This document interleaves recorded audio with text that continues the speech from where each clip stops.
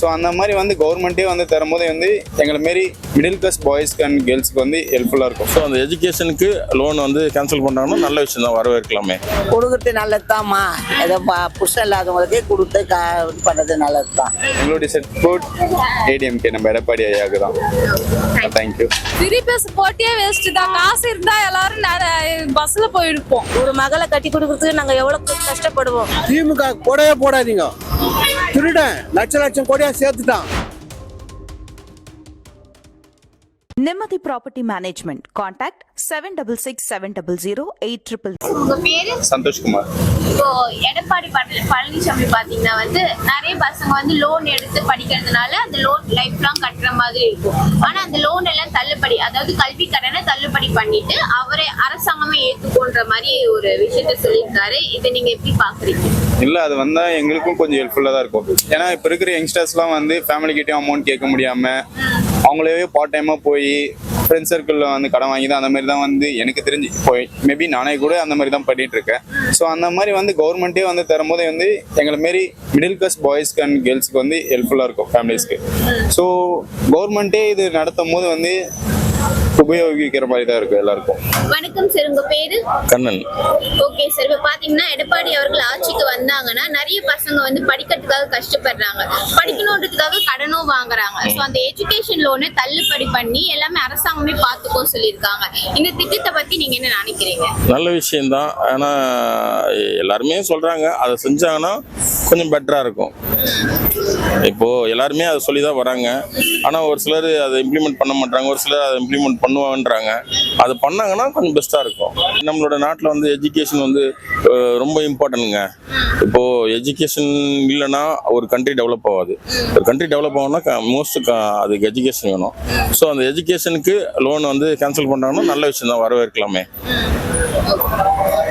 இப்ப இருக்கிற ஆட்சியில கல்விக்கு எவ்வளவு முக்கியத்துவம் கொடுக்குறாங்க?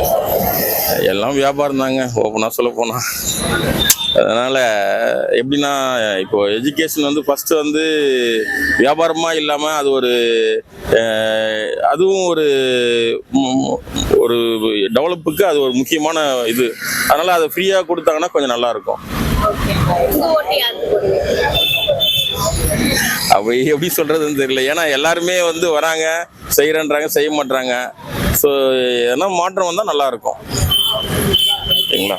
அம்மா ஆட்சியில் வந்து ரொம்ப இது மக்களுக்கெல்லாம் நல்லா கல்வி தொகையில் சில விதமான இது வீடு லோனு எல்லாமே அம்மா செஞ்சாங்க. அதை பற்றி இது பிறகு வந்து எடப்பாடி வந்து மக்களோட ஓட்டுக்கு செய்யல. இப்போ வந்து வந்திருக்காரு, அதை பற்றி தப்பு இல்லை. இப்போ மக்களுக்கு சேவை செய்யணும்னு ஒன்று சொல்கிறாரு எடப்பாடி. இப்போ வந்து என்ன, மக்கள் ஓட்டு போட்ட பிறகு முதலமைச்சரை வந்து மக்களுக்கு வந்து ஃப்ரீ பஸ் விடணும். ஆண்கள் பெண்கள் 2 பேரும். இப்போ முதியோருக்கு பாத்தீங்கன்னா வந்து 1500 ரூபாய் வாங்குறாங்க இல்லையா, அவங்களுக்கு வந்து 2000 ரூபாய் ஏற்றி உதவித்தொகை கொடுக்குறேன்னு சொல்லியிருக்காரு எடப்பாடி அவர்கள். அதை பத்தி உங்க கருத்து என்ன? கொடுக்குறது நல்லதுதான்மா, ஏதோ புருஷன் இல்லாதவங்களுக்கு கொடுத்து இது பண்ணுறது நல்லது தான். அது வர வைக்கிறீங்களா நீங்க? வர வைக்கலாம், வந்தா அவர் நல்லதுதான் சொல்லிட்டேன், அவ்வளவுதான். உங்க ஓட்டு யாருக்கு? எங்களதெல்லாம் அவருக்கு தான் போடுவோம் நாங்கெல்லாம். எங்களது அப்பதுலேருந்தே எங்களுக்கு எடப்பாடி. நாங்க அப்பதுலேருந்தே ரெட்டலிக்கு தான் போட்டுன்னு இருப்போம். இப்ப அவரை விட மாட்டோம், நாங்க போடுவோம். நன்றிமா. எடப்பாடி பாத்தீங்கன்னா முதியோருக்கு எல்லாம் வந்து 2000 ரூபாய் உதவித்தொகை கொடுக்குறேன்னு சொல்லியிருக்காங்க. அது பத்தி உங்க கருத்து என்ன? 2000 ரூபாய் ஓகேவா? உங்களுக்கு கொடுத்தா வாங்கிப்பீங்களா? சந்தோஷமா இருப்பீங்களா அந்த 2000 ரூபாய்? புரியல, இதெல்லாம் பத்தி எனக்கு புரியாது. உதவித்தொகைன்னா இப்ப பென்ஷன் கொடுக்குறாங்கல்ல உங்களுக்கு, அதுல 2000 ரூபாய் ஏத்தி கொடுக்குறேன்னு சொல்றாங்க. ஓகேவா? உங்களுக்கு வந்து ஏதாச்சும் யூஸ் ஆகிறதுக்கு உதவுறதுக்கு 2000 ரூபாய் கொடுக்குறேன்னு சொல்றாரு எடப்பாடி. அதை பத்தி நீங்க என்ன நினைக்கிறீங்க? கொடுக்கட்டும். எடப்பாடி ஆட்சிக்கு வந்தா குடுக்கறேன்னு சொல்றாரு. ஆட்சிக்கு வந்ததுக்கு அப்புறம் கொடுக்கட்டுமா? ஸோ அந்த மாதிரி வந்து கவர்மெண்ட்டே வந்து தரும்போது வந்து எங்களை மாரி மிடில் கிளாஸ் பாய்ஸ்க்கு அண்ட் கேர்ள்ஸ்க்கு வந்து ஹெல்ப்ஃபுல்லாக இருக்கும் ஃபேமிலிஸ்க்கு. ஸோ கவர்மெண்ட்டே இது நடத்தும் போது வந்து உபயோகிக்கிற மாதிரி தான் இருக்கும் எல்லாருக்கும். உங்களோட சப்போர்ட் யாருக்கா இருக்கும்? எங்களுடைய சப்போர்ட் ஏடிஎம்கே நம்ம எடப்பாடி ஐயாவுக்கு தான். தேங்க்யூ. வணக்கம்மா. பேரு? குப்பம்மா. குப்பம்மாவா? பாத்தீங்கன்னா எடப்பாடி அவர்கள் ஆட்சிக்கு வந்தாங்கன்னா உதவித்தொகையா வந்து 2000 ரூபாவா ஏத்தி கொடுக்குறேன்னு சொல்லியிருக்காரு. இத பத்தி உங்க கருத்து என்னம்மா? இது பத்தி கருத்தானே யார் வந்தாலும் நல்லா செஞ்சா போதும்மா. உலகத்தை நல்லா பார்க்கத்துக்கணும், நல்லா செய்யணும், அவ்வளவுதான். உங்க ஓட்டு யாருக்கு போடுவீங்க? யாருக்குன்னு தெரியல, இது மேல்பட்டதான் யோசிச்சு போடணும். வணக்கம் ஐயா, உங்க பேரு? பிரசாத். ஓகே. அண்ணா நகர்ல இருக்கிறோம். 45 இயர்ஸ் அண்ணா நகர்ல இருக்கிறோம். நீங்க கேள்வி மேடம். என்னன்னா இப்ப எடப்பாடி அவர்கள் வந்து வாக்குறுதிகள் அறிவிச்சிருக்காருல்ல, அதுல முக்கியமான ஒண்ணுன்னா பெண்களுக்கு இப்ப எப்படி ஃப்ரீ பஸ் இருக்கோ அதே மாதிரி ஆண்களுக்கும் ஃப்ரீ பஸ் நாங்க விடுவோம் சொல்லியிருக்காரு. இதை பத்தி உங்க கருத்து என்ன? ஆக்சுவலா லேடிஸ்க்கு இந்த பஸ் ஃப்ரீ சர்வீஸ்ன்றது ரொம்ப ரொம்ப முக்கியம்.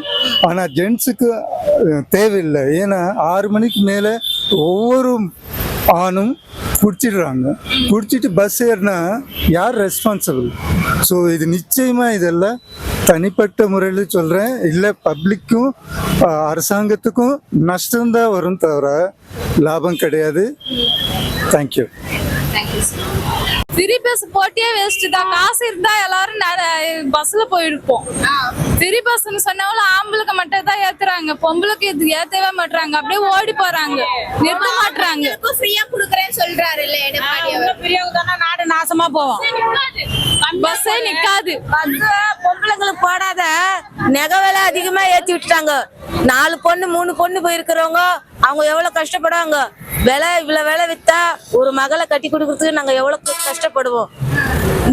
இந்த பஸ் நம்ம பொம்பளைங்களுக்கு போட்டது ஆசை, இவங்க நெக விலை ஏத்துனாங்க. யாருக்கு என்ன ஓட்டு போடுங்க, திமுக மாத்திரம் போடாதீங்க. திமுக போடவே போடாதீங்க.